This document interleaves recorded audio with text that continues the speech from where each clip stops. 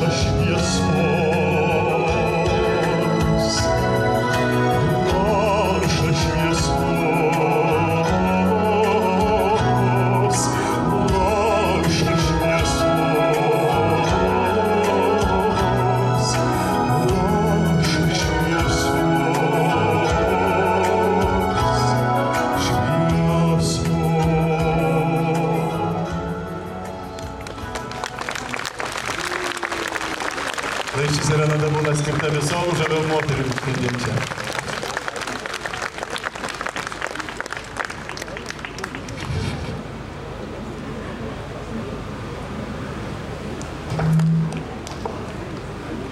Dabar aš jums visiems padainuosiu iš vieno gražiausių miuziklų, tai muzikos garsai dainą.